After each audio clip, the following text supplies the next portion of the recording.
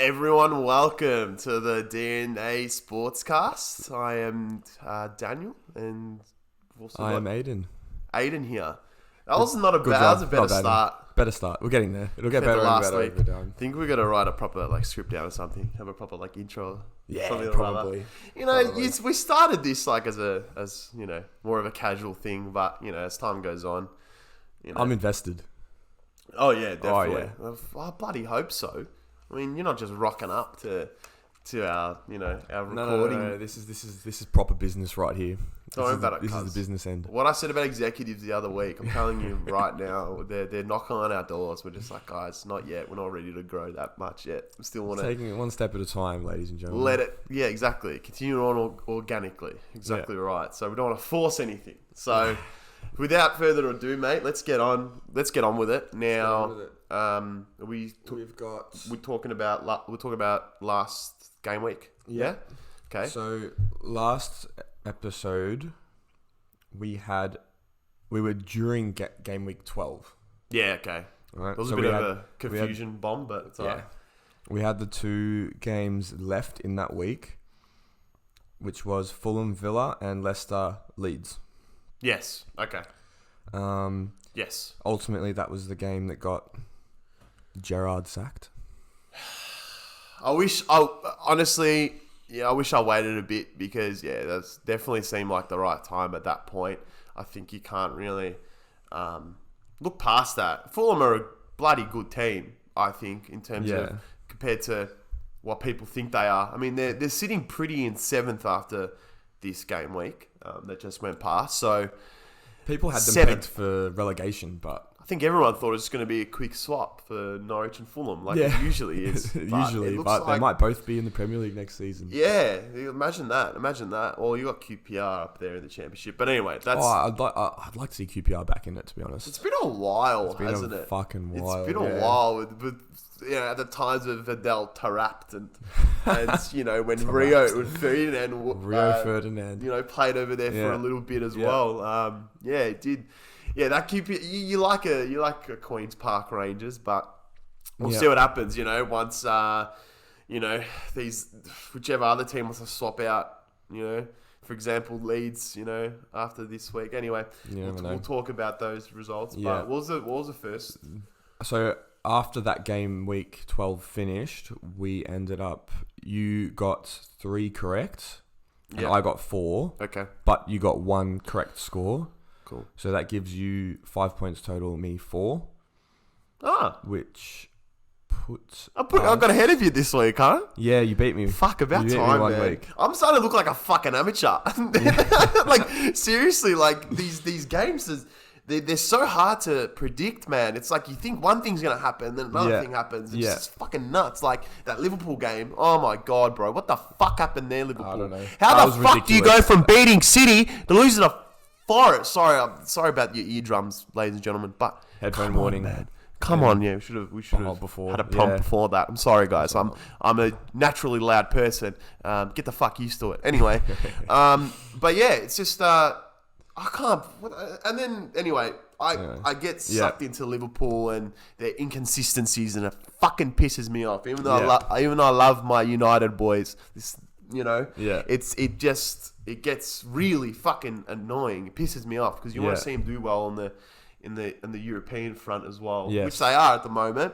But let's see what happens. Only place they're doing all right. So what other games were there, mate? All right, so that was it for game week 12. So that puts you on 20 points total, and me on 22. 22. No. Just 4. 23. You got 4. 23. Sorry, I thought you said 3. My bad. So but I got 3, but I got an extra 2 points. You've caught up. There you go. I've caught up. Yeah. That's what happens. Yeah. You know what I mean? Slow and steady wins the race. Yeah. But I think sometimes when we come to our predictions, like I've said the last couple of weeks, you get let what you talk about sort of sway where you're going. So let's see. It'll be interesting to see what happens next week. A bit more thought into it. I think will help us out. Game week 13, obviously you had Forest Liverpool. Yeah. But we both said Liverpool wins. I mean, I think most people would, but as you think so. But it's just I don't know what the fuck happened. was listening to the build up after work and all the pundits were like, you can't see Forest doing anything here. You know, you see how Forest have before the game, they've sort of figured out where they want to play their plays, and Lingard is actually playing more out wide than I would have expected him to, compared to his West Ham days. So I think he's playing a different role there, and I just didn't see him excelling at that point. He missed, I think, I don't know if he played particularly well. I just think they defended really fucking well, and Liverpool were just really wasteful again. Rough, honestly. Yeah. Did Núñez start is what I want to know. No, he didn't. No, he did not. He didn't even come on. Is he injured?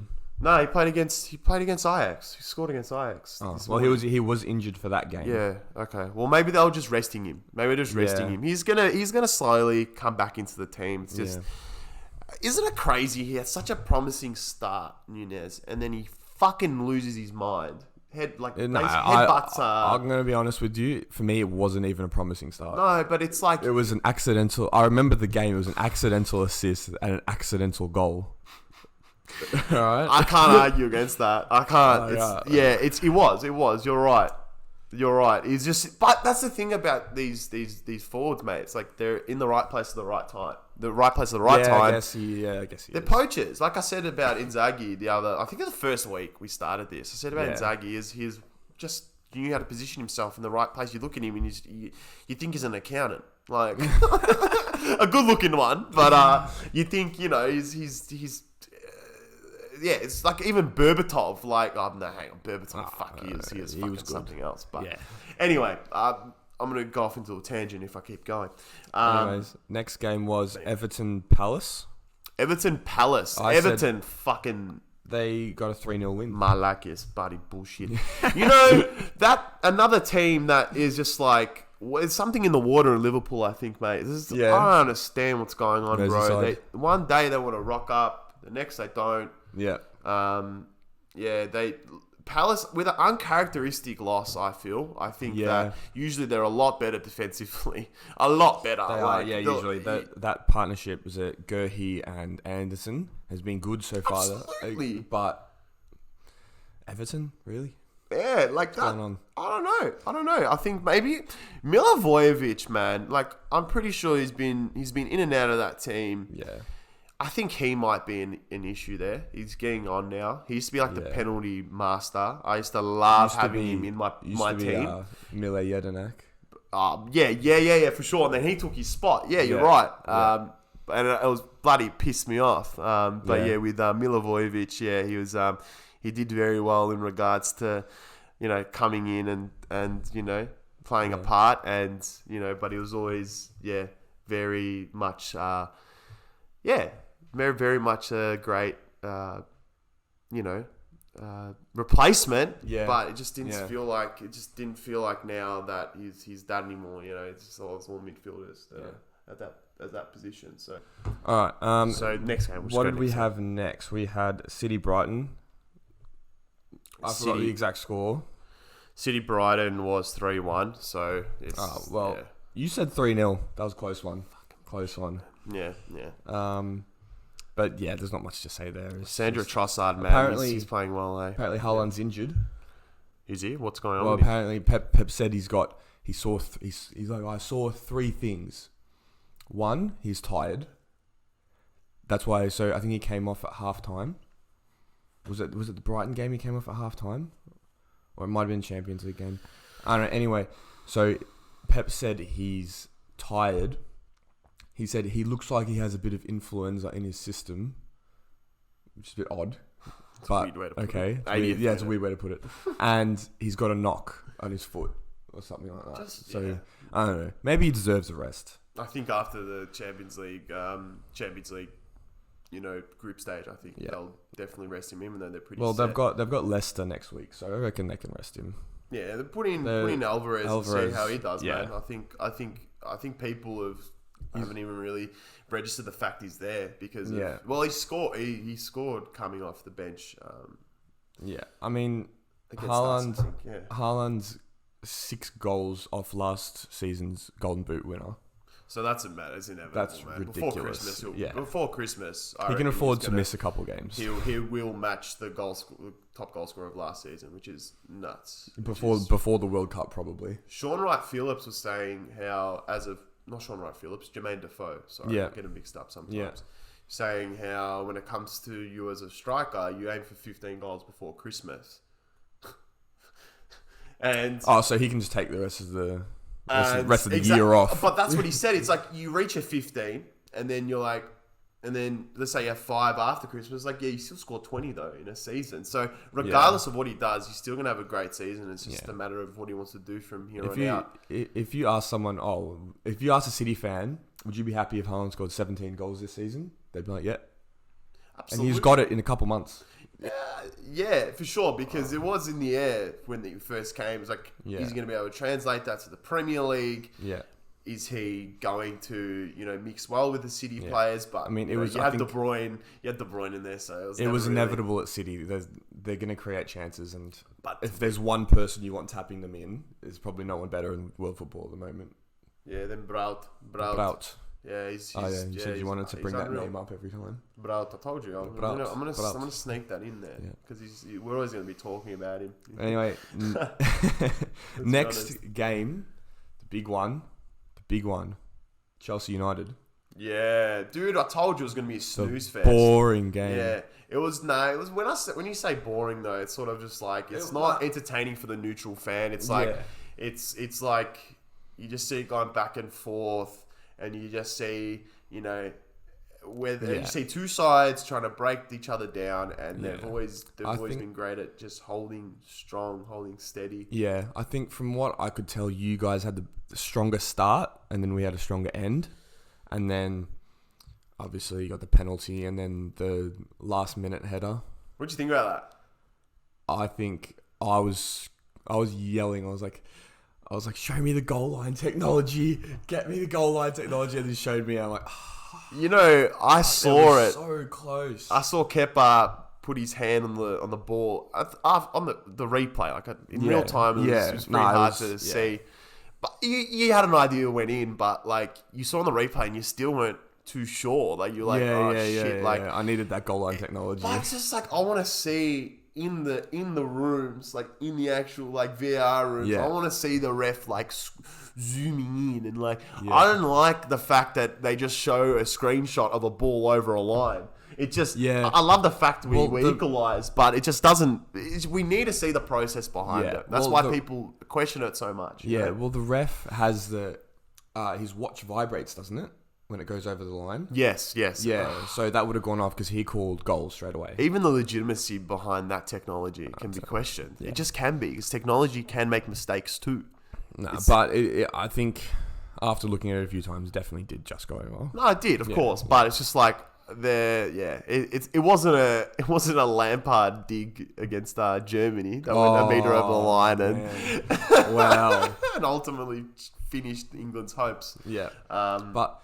I don't know, what the game looked like to me was two teams slowly adapting to their new manager's style of play, but one team, being United, a little bit further ahead in that regard. Yeah.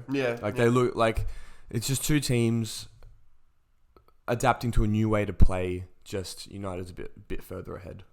You reckon? Yeah, obviously we've had a lot more time with our pre-season. Yeah. But I think you guys did pretty well, considering, for sure. I think. Yeah. Potter's conceded. He hasn't lost yet, and he's conceded like 2 or 3 goals in. I don't even know how many games, 7 or 8 games or something like that. Yeah, something like that. Yeah. Oh, it hasn't been 7 or 8, probably 5. But anyway, it doesn't matter. I don't know. I'm pulling numbers out my ass here. No, I'm giving you when you get that feeling. When you get that feeling, like you throw that number out there. But anyway, we both predicted a draw. Yeah. Unfortunately, not 1-1. Went around it, mate. Yeah. You did 0-0. I did 2-2. It looked like 0-0 too, man. That fucking penalty, honestly, man. Like, was it a penalty? I don't want to. Was it a penalty? Yeah, of course. McBrat is a fucking idiot. Honestly, he's McBrat. I'm telling you, finally, people are conceding to the fact that he is not good. He brings nothing good to the pitch. He just brings his shitty attitude. an attitude in which gives away opportunities where, you know, where we could be fighting to get in front, but instead, after what he's done, we're fighting to get back in the game. You know, it's just it's like he doesn't understand. It's like he just doesn't get it. Yeah. It's like you are a pivotal part of this team. Like you are like in the middle channels of the squad, and it's just like you are linking up the back and the front line. Yeah, the front line. And when you do come back to help out, don't grab onto the bloke for that long. What are you doing, bro? Like, it's child's play, that. You're 24 now, and you're acting like you're a fucking 16-year-old on the pitch still. You're having a little sook, and you're having a little cry. It's like, we get it. You scored one fucking decisive goal against Manchester City off of Edison stuff up. But just because that doesn't give you the clout you think you should have. I just don't think he's at the level he needs to be. Like, he has some good games here and there, but I think Fred's better than him. I'm not even kidding right now. Yeah, I'm not joking. No, I actually agree with that. McTominay brings a bit of grunt to the team, but that wasn't grunt. That was carelessness. That was stupid. Yeah, you know, and lucky Casemiro, the other side of midfield, you know, turned up and saved it for us, man. And I love the passion, seeing the passion out of the boys. I love the passion to see Anthony going right in. Whose face did he go in? Jorginho's face. Basically, just roaring his face. Like, cop that, basically. Yeah. I think, obviously, these players talk shit to each other throughout the game. So. 100%. But anyway, it was good. I liked the game, but it was cagey like we thought. And we got around the score, 1-1. Yeah. Like I said, it should have been 0-0. Been 0-0, but McBrat stuffed it. Could have been 1-0 our way. Could have been, could have gone either way, but obviously, it was a draw. We both thought it was a draw. It is the fixture with the most draws in Premier League history. Yeah, exactly. I don't know why it happens like that. It just does. Yeah. It just does. Anyway, it's what we expected. I wanted to get your opinion on this, if I ask you this question. Yeah, what's up? Going into the game, before the game, would you have taken a draw? If someone said, hey, here's a draw, would you take it? Is a draw? Of course. Is a draw a win? Any point? No, it's not a win. Though. Not a win. No, it's not a win. You take it. Like you said, like you guys have just only recently, let me put it this way: would you, going into the game, would you have been happy with the draw beforehand? Yeah, I think so. Because look, I say you guys haven't completely been, you guys haven't fully committed under Graham Potter yet. So I think. Under that, I think a win would have sufficed, and I would have been like, we deserved it. But beforehand, the game, I would have been happy with the win. If we'd lost, I would have been shattered. I would have been like, this is shit. Like, it would have been brought up. Graham Potter's come in, he's done this, he's already transformed the team. Those are the headlines that would have happened if they beat us, but they didn't. They drew, and it was just like Graham Potter with another result, and that's it. Well, that's like I'm almost similar, where I'm okay. I'll take the draw, but I'm not happy with not winning. If that makes sense, like that's what I was seeing from people online was United supporters are happy with the draw. Chelsea supporters are pissed because they haven't won. So it's like everyone's saying, Chelsea's disappointed to not win and United's happy to draw. Nah, man. You know what I mean? That's ridiculous. That's unrealistic. Why the fuck? No. You guys are just brats as well. Scott McTominay must be a Chelsea fan at heart. No, like I get the celebrating the last minute equalizer. Like that's huge. I'll be celebrating that as well because you're clawing back. But I think the way I saw it put was United's happy to get the draw. But then Chelsea's sitting there knowing they're not good enough to compete with City yet. In that sort of way, it's a bit. For sure, if you're not beating us, you're not beating City. Nah, you're not. Yeah, you're right. Yeah, because that's where I think that's just might stem from the expectations people have had, the supporters have had. Like United's dropped your expectations so much over the last few years, whereas Chelsea's there. I'm not trying to talk shit. I'm just trying to say what's That's happened. exactly what you're doing. Yeah. You fucking bastard. But I'm not doing it on purpose. I'm letting you speak. Don't worry. Yeah. Like, Chelsea fans expect us to be first, whereas you are happy with like seeing progression in finishing top 4 or something like that. There's a difference between being realistic and being delusional, mate. Yeah. You know what I mean? No, but it's not delusional because Chelsea It was the last have time won you finished recently. Where did you finish first though? In the league? The Conte. season after Leicester, which was 2016. Conte. Yeah, Conte. But then Champions League not too long ago. Hang on, but where'd you finish in the league then? Where'd you finish in the league then? You were like When? 6th, 7th. Which season? When you won the Champions League. Oh. No, you No. weren't. You were higher up. So I'm thinking of the other season on the Drogba. My bad. Say we finished 4th. Something like that. You were actually higher up. You were higher up. But you're saying that we're comfortable with that position. I get it. You win Champions League, but if we're talking about Premier League in particular, which we should be because that's what we're doing, I'm not happy. I'm not writing off the rest of the competitions because I've won one. No. I'm not. That's what you Chelsea supporters do. It's sort of like, oh, well, Champions League. Who cares what we come in the league then? But it's like, no. It's like it does matter. No. But we've even in the last 10 years we've won 2. Mm-hmm. We've won 2 since you've last won 1.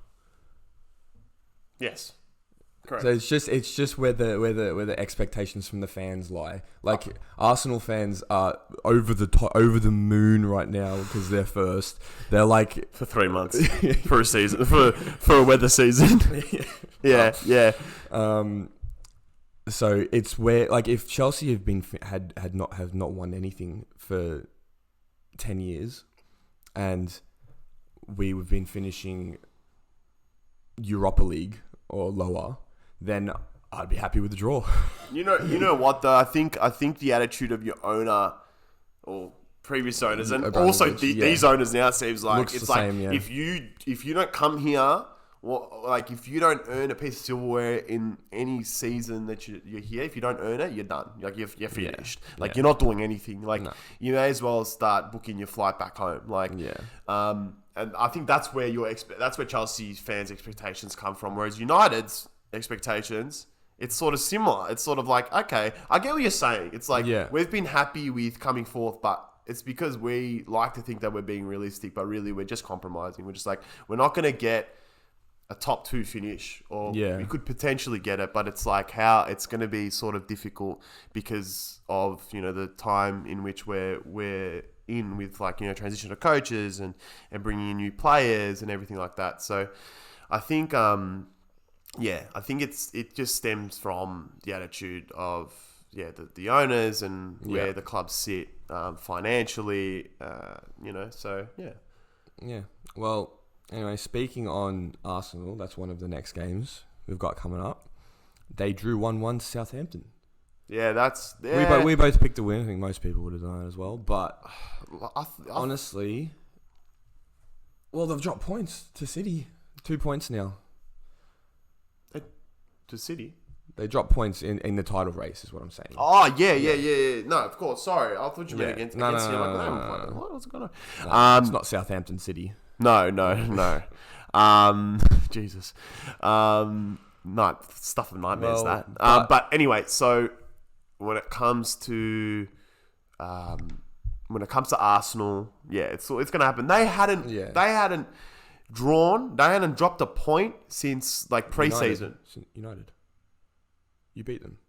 Against us, sorry. Yeah. But before that, they hadn't dropped a point since pre-season. Exactly. So they've had 2 hiccups now.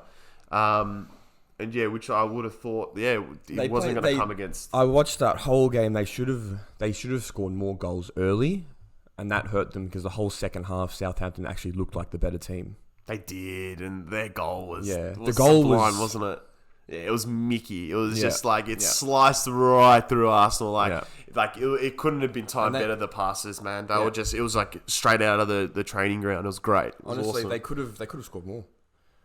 But you know who stood out for me in the first half was Granit Xhaka.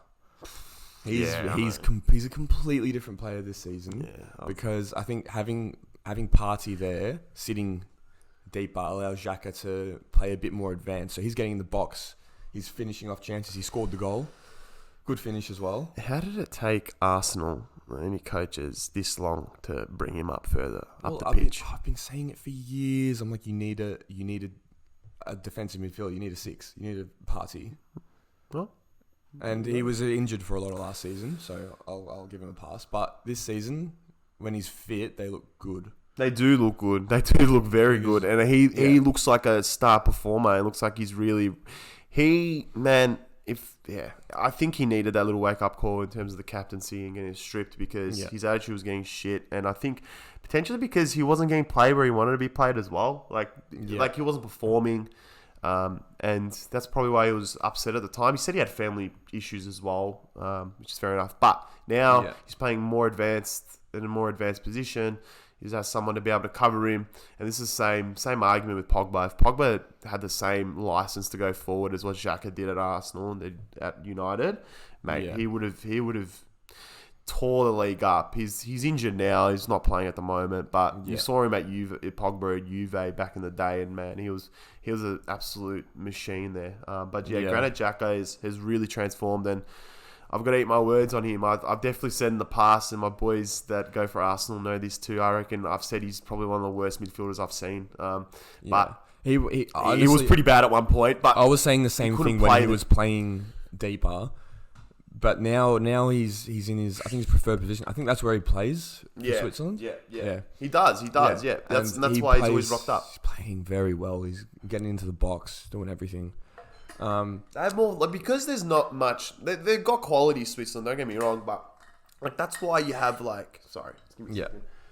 That's why you have people like Granit Xhaka and Xherdan Shaqiri when they people think Shaqiri just disappears, like he doesn't do anything in between his Swiss careers. Like he just goes home and kicks back until the next competition. But it's just because they just feel like they've got more of a license to do what they want. Because I think coaches at that level, at the international level, just sort of just put a team together that plays well together, let them do what they want, sort of thing. They're not going to have too much structure unless they're like the Italian team, and which look what that did for him in the World Cup qualifications. Let's not talk about Greece either.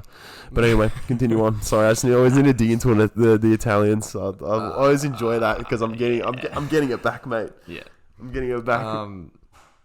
Anyways, hot take. Jesus overrated. Jesus? Yeah. Like Gabriel Jesus? Gabriel Jesus. What the fuck are you talking about? What? Less goals than Firmino. No. Less goals than Almiron.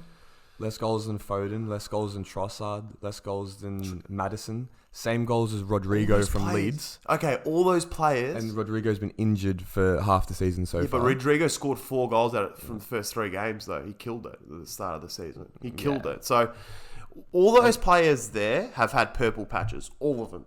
All of them this season. You've got to start with, you've got Trossard, he's definitely had the best season he's had, for sure. And then the rest, you've got Phil Foden. Did you say Phil Foden's up there, yeah? Yeah, Foden's up there. Maddison, he's continuing his form. Yeah. I think Jesus, Jesus has always been the expectation at the start of the season, or the hype at the start of the season after the first few games, was that he was going to stay up there with Haaland. All right. Now, I'm not going to say that he was going to do exactly what Haaland's done, but I think the expectation was he was going to stay with, the Harry Kanes, the Mitrovic. But he's well below those two. I wouldn't put Kane and Mitrovic at the same level, though. I think Kane's got 10, Mitrovic has got 9. Yeah, he will outscore him. That's what I'm saying at this point of the season. Yeah.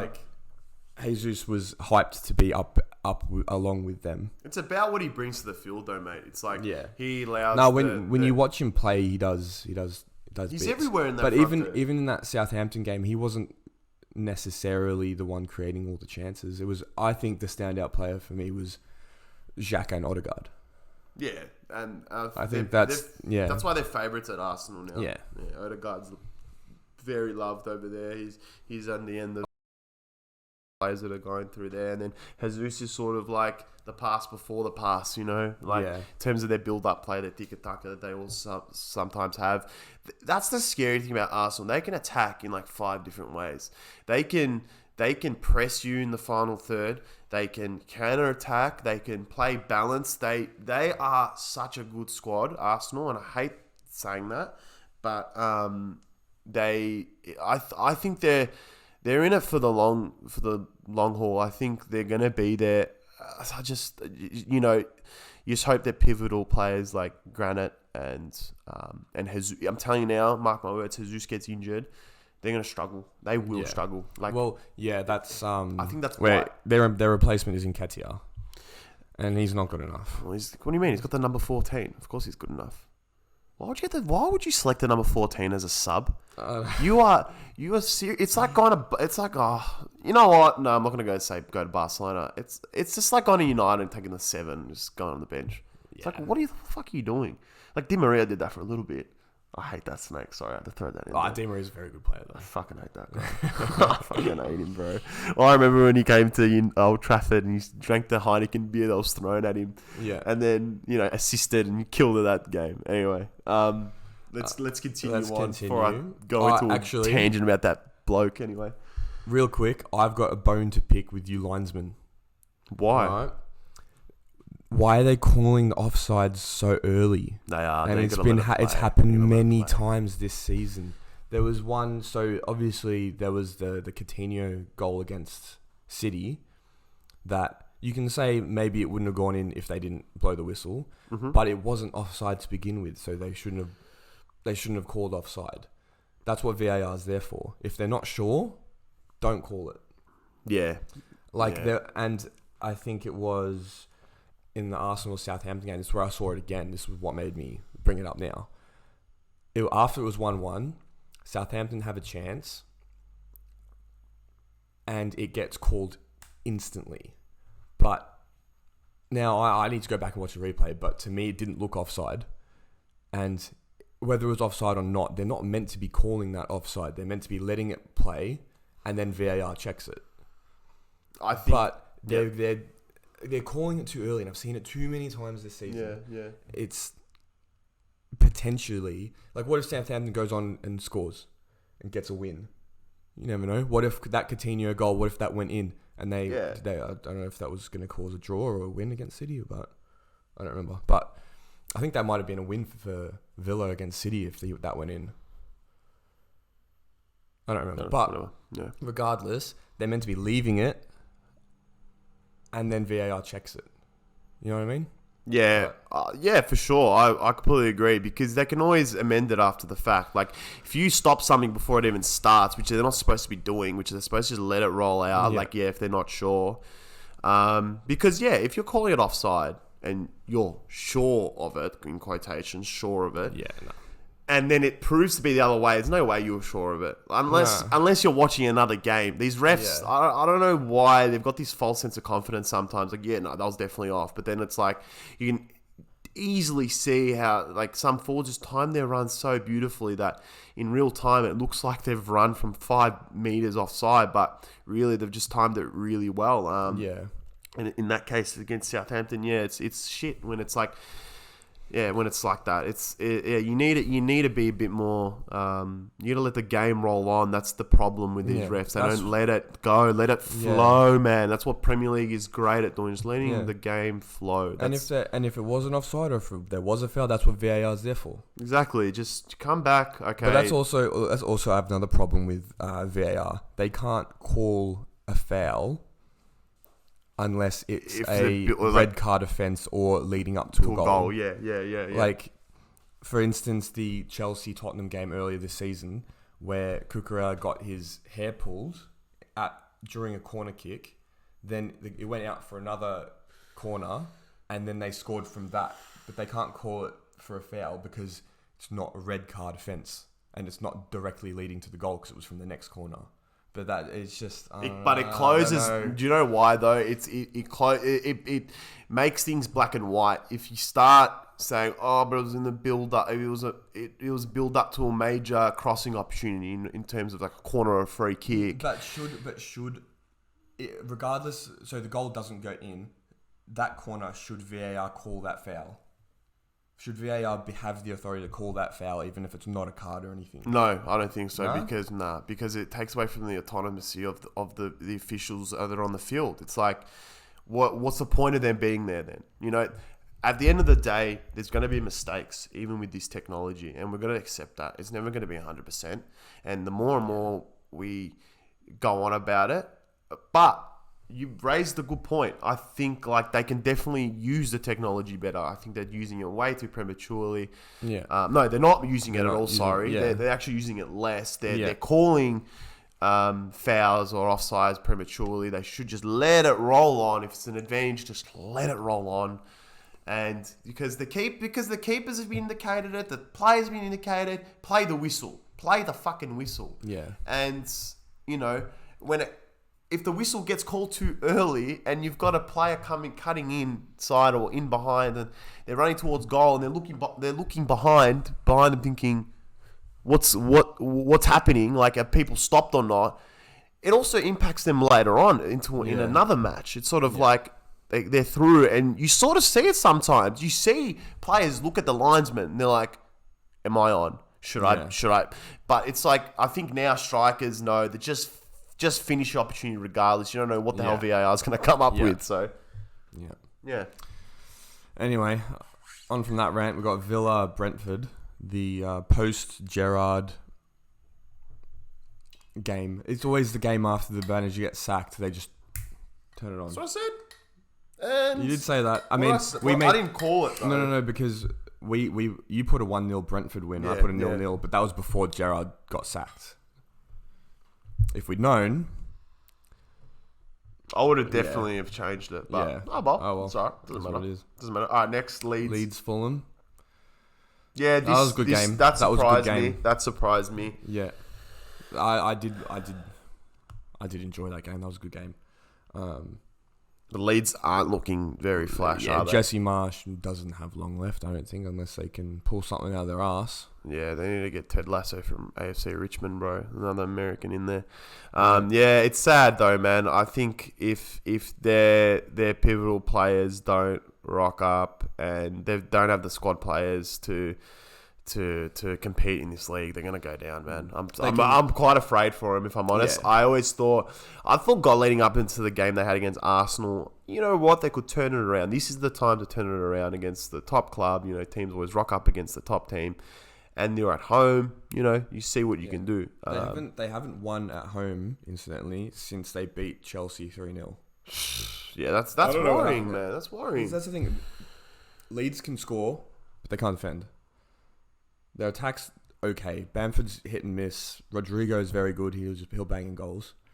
They don't have the right team anymore. It's just, man. I don't know. They're not fit enough. Off. It's just they're not fit enough. Daniel James is supposed to go through there. You know, give a bit of stability in terms of having like a forward. Yeah.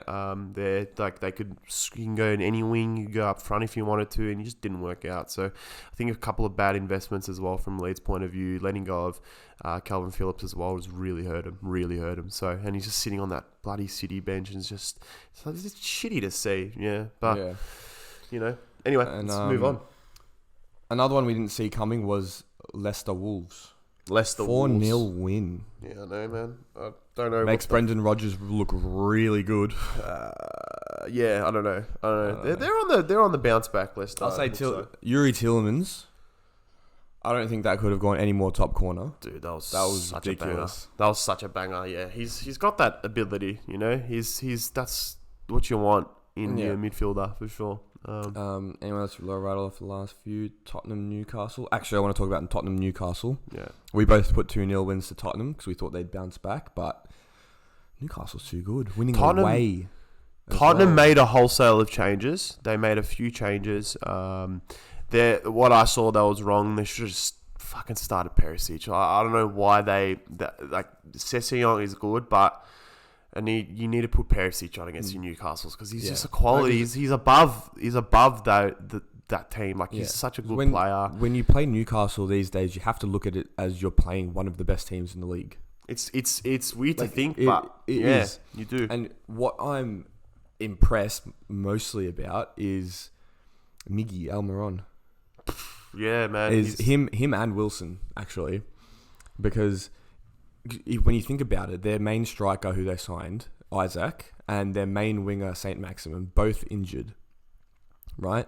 And they've got the depth for Wilson and Miggy to come through and just do bits. Like, you think of any other team, like we were talking about Arsenal. Their main striker, Jesus, goes, Nketiah comes in. That's a huge difference. But in this team, Isaac goes out, Wilson comes in, and it still just... Yeah. It just works. True. That's a good insight for sure. They look a lot more stable than other teams. Yeah. Like, everyone was talking about Leicester slowly becoming one of the top 6. But I was never fully sold on that. But Newcastle, it's going to be the top 7 clubs pretty soon. Oh, look, mate. Like, I think Leicester had, in terms of the time they sat in the top 10, right?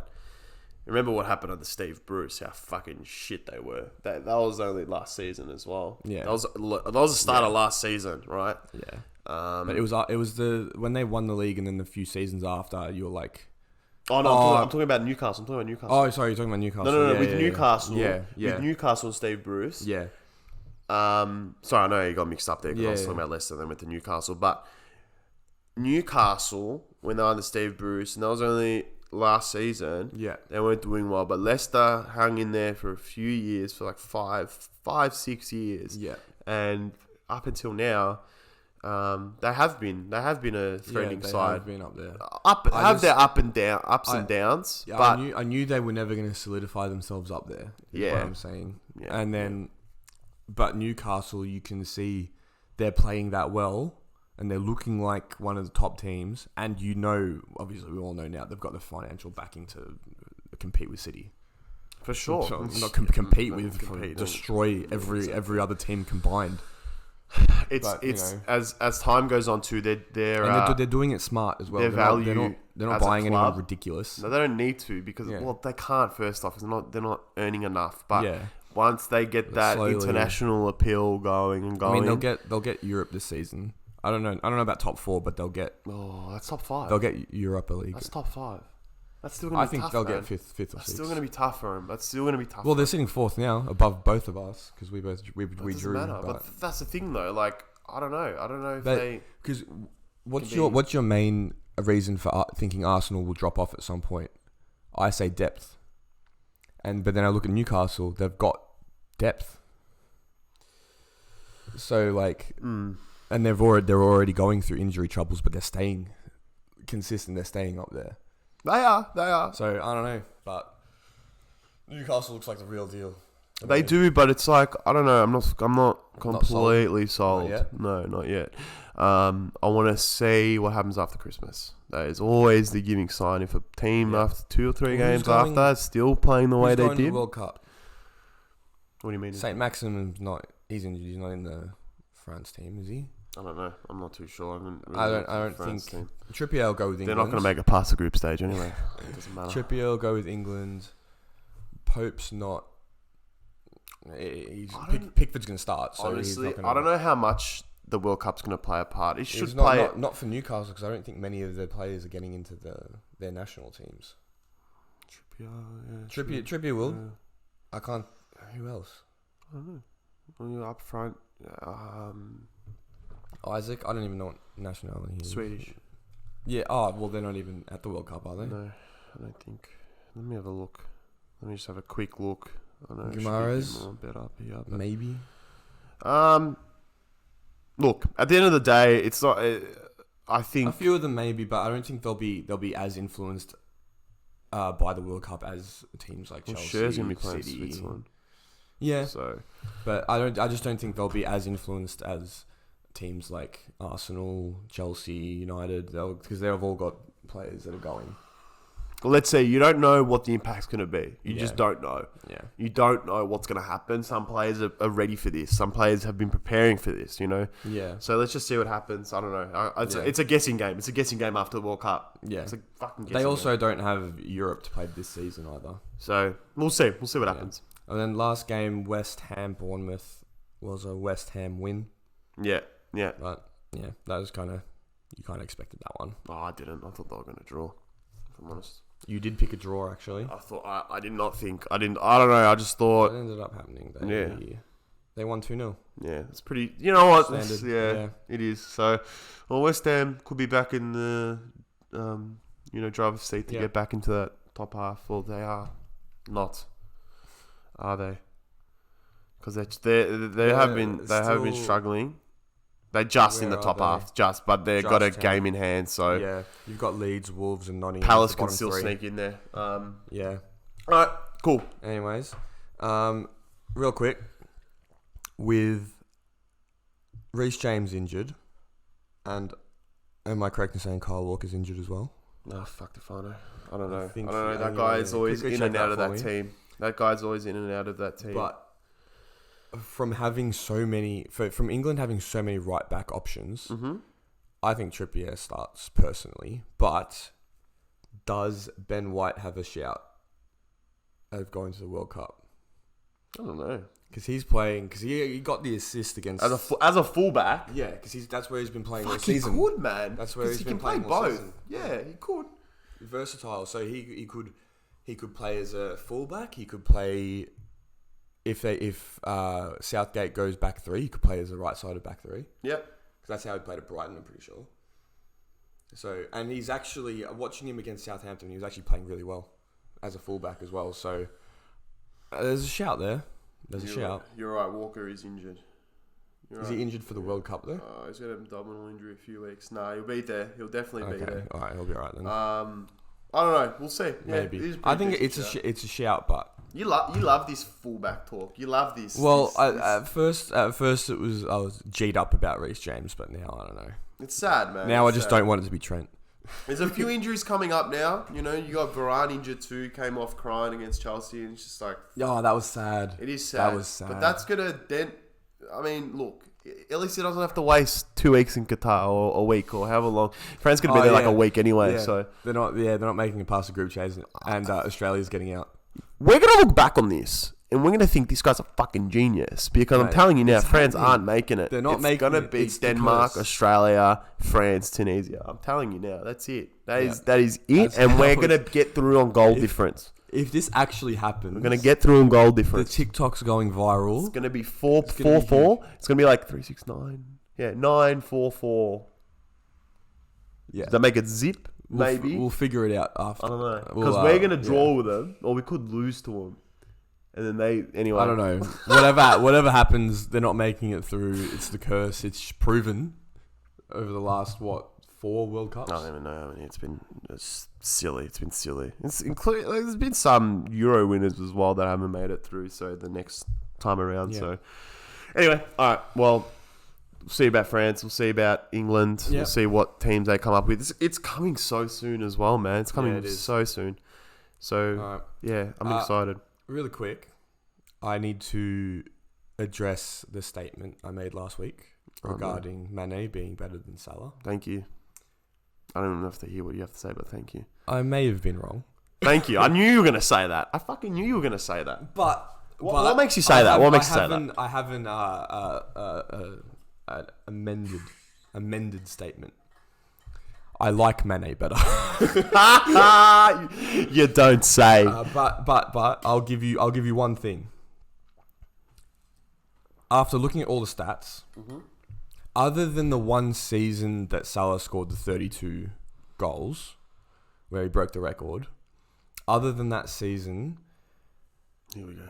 Because by the way, that season he only scored 1 penalty. Here comes the cope. Go on. Ridiculous. But other than that season.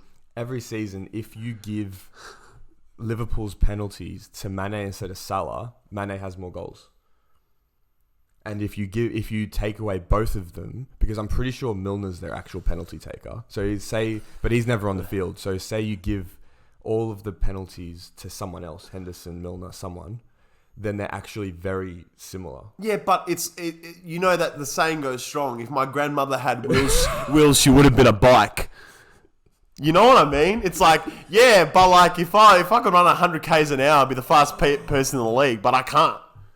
I don't want to fucking hear it. I don't want to fucking hear it. Let's see if I wrote anything else down. Oh shit, I'm dying. Sorry, man. I was just in my head. I was listening to the first sentence. I'm like, I have to say this, and I didn't hear anything you said. No, I know what you mean, right? But Salah converted those penalties. He did it. Yeah. That's why he was given the penalties, right? All right. What about the penalty in the AFCON final? Very good point. Someone's got a Someone's got an AFCON trophy. Someone doesn't. Yeah, but someone also, scored in a Champions League final. Someone might be tired of scoring penalties all the time. Why am I defending a Liverpool player? Can we stop this? I don't want to do this anymore. I'm joking. I'm kidding. All I'll say to end it off is I feel like Mane is a bit hard done by because Salah is going to be regarded as one of Liverpool's greatest ever players. He's scored all this, done all this, won all this, and Mane is going to kind of be like the shit one. Nah, I think he's not. Like, let me just say he's not shit. But if people look at the front three and everyone's going to be like, oh Salah, oh my god, Salah, King Salah, and but Mane's going to just be like under the rug. Nah, I'm telling you now, underappreciated. Especially now, I feel like seeing the difference in Liverpool this season versus last season, Liverpool supporters are definitely going to see the value Mane brought. 100%. Yeah. He's such a hard fucking worker, man. And and I think they're going to realize they couldn't have done it without him. So yeah. So segment time. Top 5 Premier League centre backs of all time. So we did strikers last week, and we've got centre backs this week. Dude, I had to look into this big time because it's like this is probably one of the toughest positions in terms of the Premier League that you can sort of come up with a top list. Like it's pretty like impossible to sort of definitively say like who is great at this, that, the other, or like definitively like saying who's number one. There's a lot of names, and a lot of them were before my time as well. To be honest with you, so I'm. That's all right. That's fine. Yeah, I've still got. I'm not including them. I'm still to your best of your knowledge. Best of my knowledge. This is my list. So that's fine. Shall we start from number 5? Yeah, let's do it. Do you want to do some honourable mentions first? Yeah, let's do honourable mentions, I reckon. All right. Well, I haven't written down any honourable mentions, so I'll just go off the top of my head. Yeah. You want to go? Oh, man. People are going to start at me already, mate, honestly. But so not making the top 5. I'm going to say Ricardo Carvalho. Like, him for Chelsea was a pivotal part to Chelsea's success there for a few years. And I feel like his pairing with Terry was just like one of the best partnerships of all time. They knocked us off, and he came in after the Champions League potentially. Yes, after he was. They won the Champions League. Mourinho, that partnership was Mourinho's baby right there. That defense, and that just allowed them to do what they needed to. And I think a lot of these centre backs in my top 5 actually have that sort of impact on teams, but it seems like when it comes to the top 5, they've not only do they have a pivotal role in their squad, but they also they've won plenty of titles, and they've sort of been able to manage those big egos around them too. Let's in terms of other honourable mentions, I've got Tony Adams. I know people are going to say should be top 5. 100%, I agree. But I don't know. I just feel like my top 5. I think, like I said, when it comes to what I know, like we were just touching on what I know and what I've seen in the league, I can't say definitively that he's in my top 5 because the talent in here is just ridiculous. And like I said, it's so tough. So. Yeah, I'm probably going to leave it I agree at that. As well. Gary Pallister, Steve Bruce, another pairing that was awesome in the Premier League for a time there, or for a while in the early 90s. They won us, our first few titles together. So that's my justification, but do not make my top 5. So well, everyone you said just then doesn't make my top 5 either. Yeah, okay. Good honourable mentions. I don't want to say too many honourable mentions. I think maybe we'll come back to honourable mentions at the end. because I don't want to say an honorable mention. You've got it, and you've got him in your top 5, and then you're like, I won't say anything, and you'll react. We'll say it. Yeah, we'll say it. Let's do this. Just cover my face. All right, now let's just go number 5. Let's go for it. All right, I'll go first. Vincent Kompany. 5. 5. Interesting. Very interesting. How are we going to do this, by the way? Are we going to go like back and forth? I don't know. Who have you got number 5? All right, number 5 for me, Sol Campbell. Sol Campbell, a lot of Londoners do not like because he made the infamous switch from Tottenham to Arsenal. Now, as soon as he entered that squad, they won. They just kept winning, and they went on to the Invincibles. It would have had 2 league titles there as well.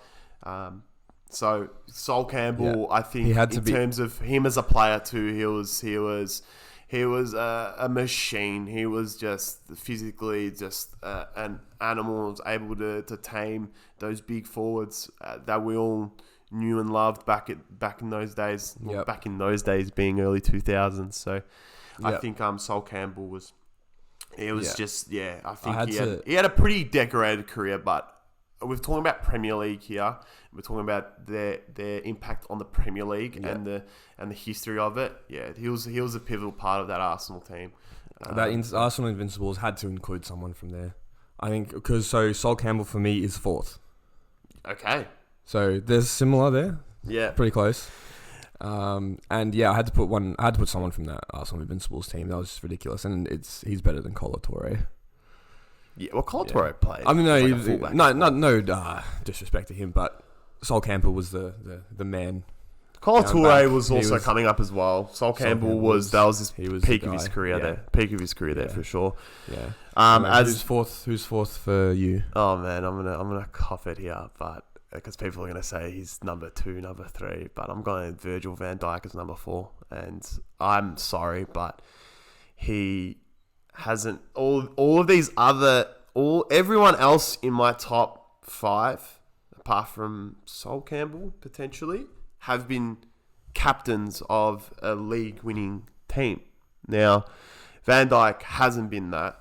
I feel like, Liverpool have had some great seasons, and you can't ignore Van Dijk's statistics in regards to, having not been beat by anyone on the field, by his win percentage in terms of Liverpool and their home record. Now, it's good and all, it's great, but you've got 1 Premier League title to show for it.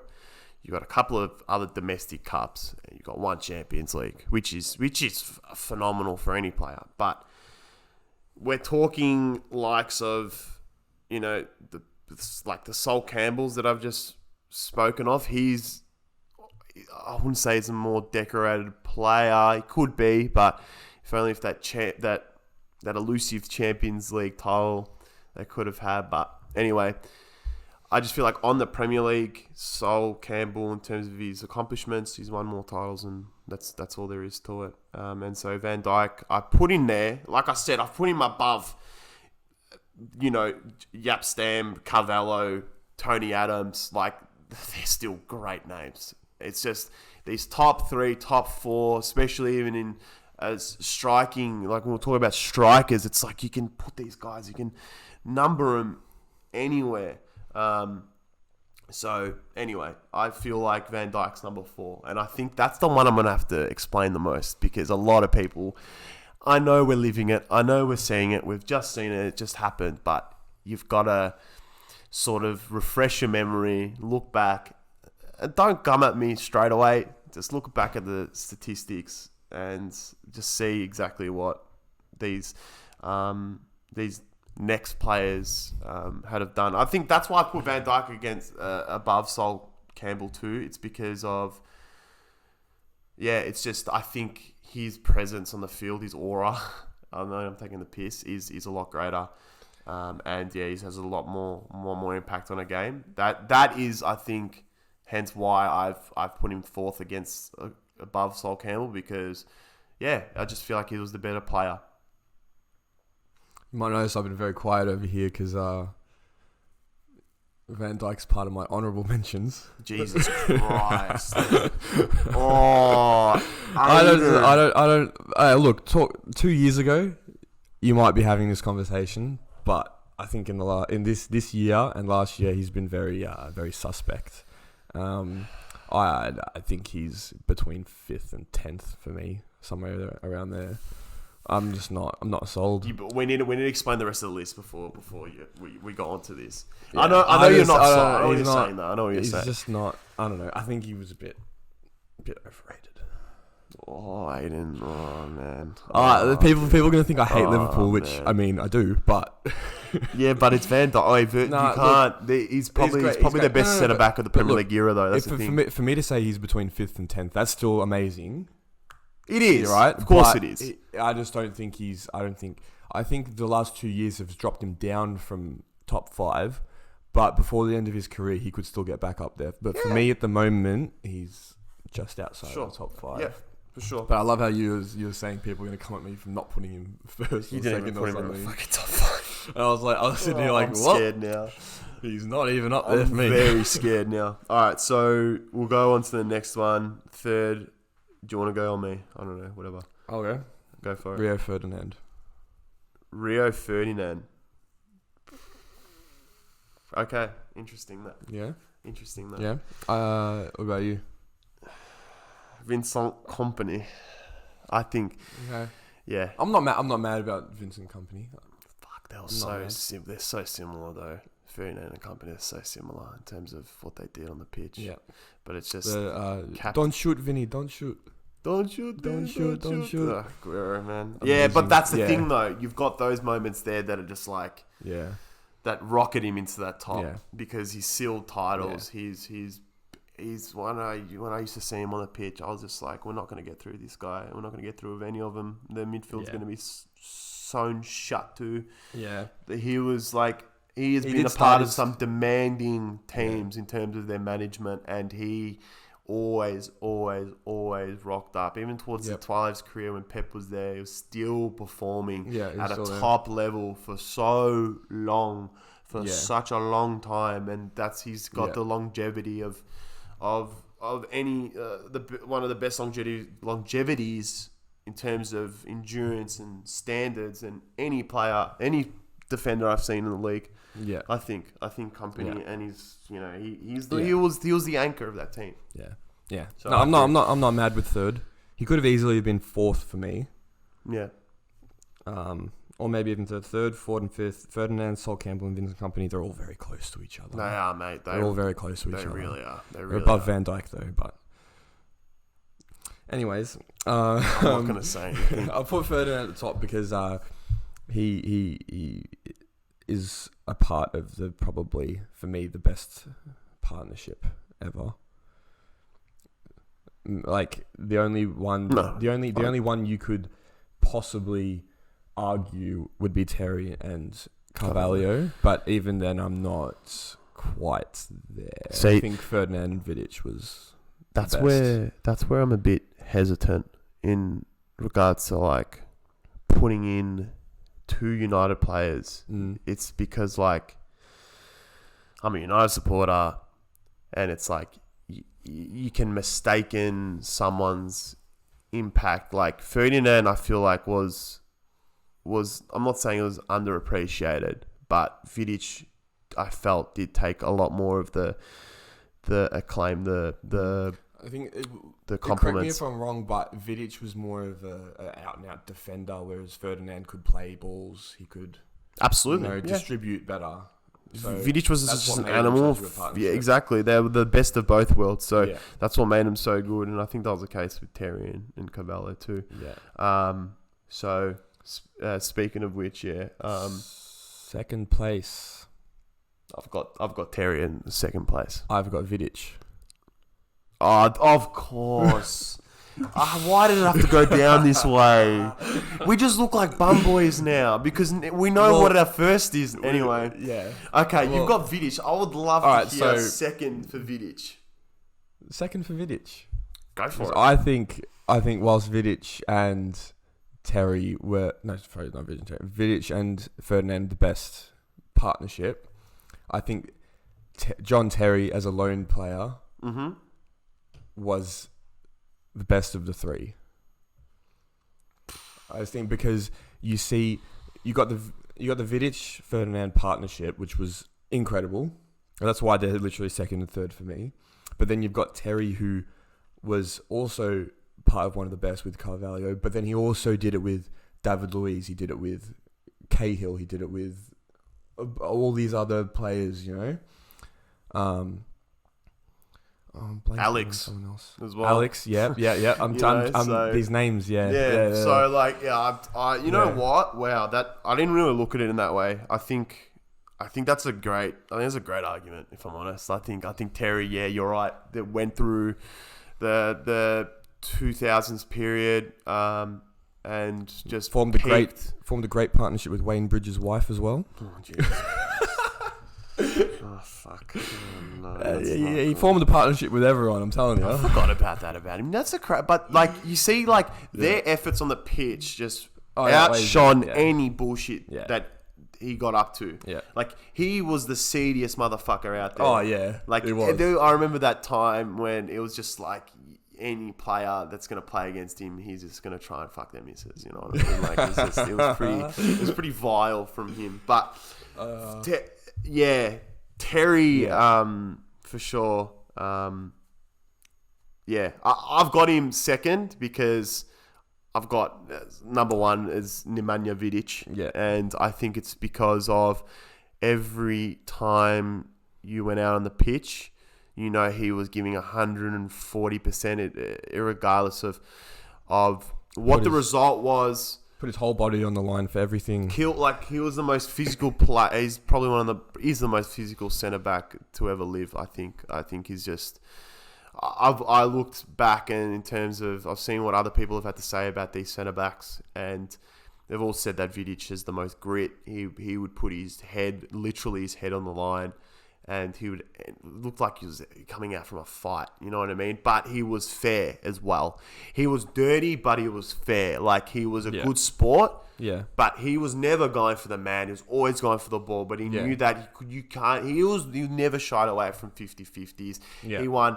In terms of an out-and-out centre-back, in terms of one-on-one, he was probably the most difficult player ever. Like, he was just in your face constantly. Like, he just made you know he was on you the whole bloody game. Yeah. And if it wasn't going to be him, that's where Ferdinand just came in from the back. And that's what Vidic allowed his team to. He played off teammates very well. And like you touched on with Ferdinand, Ferdinand has to be part of my honourable mentions. He's not in my top 5.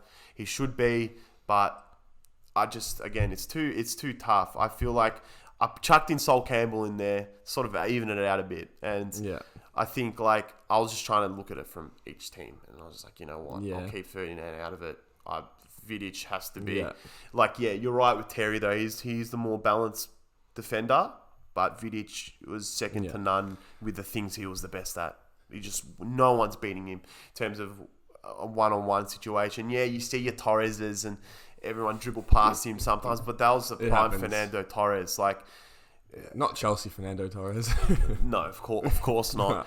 But yeah, you can argue the same for Van Dijk. You know, he's had the likes of your Harry Kanes, and all these other big time Jamie Vardy's, all these other big time forwards coming at him, Aguero. But it's sort of just like, you know, and Van Dijk. You know, he's nullified him, though. You know, I can't put Van Dijk in my top 3 because of, again, Vidic won Champions League, how many league titles. Yeah. He was around for ages. His longevity was great too. He did die off the last 2 seasons, but that was just to be. But I think I might have put Van Dijk maybe 5th. Like 2 seasons ago, but now, nah. Yeah, Van Dijk. I think Van Dijk at the moment, no. You can't. I'm sorry, you can't look at this season and be like, he needs to be in there. It doesn't matter. You look at the last 3 seasons. Like, he's played well. There's 3 seasons. Even when he was performing, and everyone was saying, "Well, he's best in the world, better than Ramos." I laughed it off, mate, and I laughed off the Vidic comparisons. Nah. Like, come on, bro. When you're doing this for 6 seasons straight, come back to me. Let me know. But that's the thing. That's the difference between the best and the greatest. Like the best at the time are those that are performing at their greatest, at the best of anyone around. But the greatest are the ones that you can plop in any team at their peak, and they will give you the same. But Van Dijk, I just don't feel like you can do that because you can just see it here. That's where I see Terry's. He got the Champions League. He got multiple Premier Leagues, and it was pretty much always with a different partner. And that's where it's like it's very up in the air with those two. I'm not saying it's clear cut at all. They're both our top two, so it's not too dissimilar. No, not at all. I think the only real difference is Van Dijk is very high on your list, but that's all right, man. That's all right. Anyway, imagine a Terry video. That would have been disgusting. That would have been disgusting. Then you can start Trent. You start me. You can start me, bro. Right. All right. Anyways. Now, I think that centre backs discussion is going to bring up a couple of questions. But let us know. Guys. Let us know. Yeah. I love the feedback I've been getting, even through my personal account. Look, I'd love to hear from you guys directly from our stories as well. Please just give us a word to say, and I'd love to discuss it. We'd love to discuss it on here. So I appreciate everyone else who's reached out and given us some tips and everything. It's been great. It's been really good. So lovely. All right, so let's get through the next games. Let's get through the next games. Are you gonna get it up? Yeah, so, all right, so we've got first game. Let's just smash these out. So, Leicester City. I'm going City. I'm going City. It sounds like you're just saying Leicester City, not Leicester versus City. Sorry, Leicester versus Manchester City. Yeah. My bad. Sorry about that. Yeah, I'm going City. Leicester home? I'm going, City. City 2-1. Haaland's injured. Yeah, that's why. City 2-1, though. I can see a 2-0 City. Okay, done. Easy. All right, Bournemouth, Tottenham. Tottenham, I've been saying they're going to bounce back for ages, but far out, man. You know what? Bournemouth 1-0. No, I'm going Tottenham 1-0. Tottenham 1-0, yeah. That's very ballsy, though. It's very ballsy. If that's the case, Conte's in big trouble because of what happened in the Champions League. They could bottom out of the Champions League. Anyway, let's see what happens there. Brentford, Wolves. Two teams that I've been really wanting to do well, but all right, Brentford 2-1. I reckon draw 1-1. Yeah, draw 1-1. Brentford. Yep. I think Wolves have just been playing like shit. They have. Brighton, Chelsea. Chelsea 3-1. Chelsea 3-1. Yeah. Chelsea okay. 3-1. So we've got Chelsea 3-1, and then. I think the same. If I'm honest, I think Potter goes back to Brighton. And Cucurella. Yeah, I reckon. And they're gonna wanna get a convincing victory there just to show that they're back. Actually, Brighton's a decent team. So actually, it's a 2-0 Chelsea. Okay, done. I see that happening too. Yeah. Let's see if Trossard, because they're gonna defend. We're gonna defend, and we're gonna just grind out 2 goals from something. I don't know how. I agree. They're gonna come from something stupid. Probably. I feel like you'll get comfortable in some stages of the game there, and you'll brush a few by them. Yeah. So Palace, Southampton. Oh, I can draw 1-1. 1-1. Yep. Yeah. Same here. Newcastle, Villa. Ooh. Newcastle. Do Villa keep it up? Newcastle, no. Newcastle, Unai Emery? 3-1.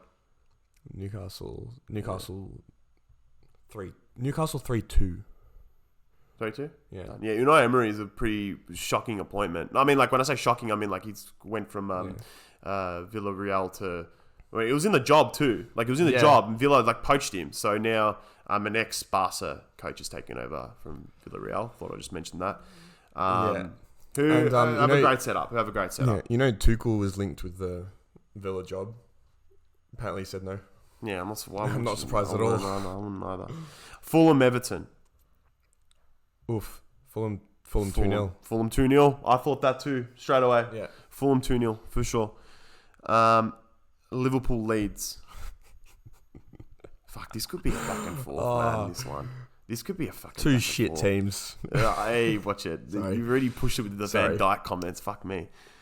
All right, Liverpool, Leeds. Iron 4-1 Liverpool. You reckon they have to bounce? You'd think they'd have to bounce. They smack them. They bloody smack them for 6, and that's going to be the manager's last gig. Liverpool 3-0. Done. All right, Arsenal to Forest. Oh, Arsenal have to win this. I think Arsenal comfortably. Even though Forest are coming off a really good win against Liverpool, I think Arsenal are going to win. Arsenal 4-0. Shit. It's at Emirates. Yeah. I'm gonna go 2. I'm gonna go 2-0 Arsenal. Yep. Yeah. And last but not least, we've got West Ham and Manchester United. Jesus. At Old Trafford. At Old Trafford. Yeah, I think I foresee a 3-1 United. Because West Ham's they've been grinding out results, but nothing special. I think you guys should put in a good performance. You guys have been putting in better performances recently, so I think you'll get the job done. Yeah, I think we should. And I think we get a clean sheet. I think we're going to really be gunning for a clean sheet in this one. Yeah. So I think we need to control the game a lot more. I think there are points in time in which it doesn't get controlled, and yeah, so I think like that this is the perfect time to do it. So yeah, I reckon United 2-0. Done. Perfect. All right. Well, we're all done. That's it for this week. We'll touch on those results next week. Yeah. But a bit of a quicker fashion. But no, I think this last game week that just passed was good to evaluate and see where teams are going. Yeah. Real quick, I don't think I said, but after last week's predictions, you got 3, I got 4, so I have to tally this up. Yeah, so what's No, you've already added to it. No, I didn't. Oh, you didn't? Okay. No. All right. So our total scores before this game week are you're on 23, I'm on 27. Okay. All right. Cool. So I need to make up a bit. You're staying in touch there. We're predicting some of the same results too. Yeah, so we do predict a lot of the same But results. the thing is, I'm trying to go by logic too. So yeah. Even though sometimes that doesn't work out, it's an emotional game. So yeah. Anyway. All right. Well, cool. do you want to sign off? Well, we've been the DNA Podcast. Don't forget to like, comment, subscribe. Go follow us on Spotify, YouTube. Subscribe on YouTube. Follow us on Instagram. We also just made a TikTok account. Go follow us there. And we're also now available on Apple Podcast. So yeah, we're just trying to stick our fingers in everything. Yep. So yeah, just one thing at a time. Throw us a follow there. It means everything in terms of support. And yeah, we'll be seeing you guys next week. There's enough of us yabbering on. And yeah, I appreciate you guys tuning in. Lovely. Sweet.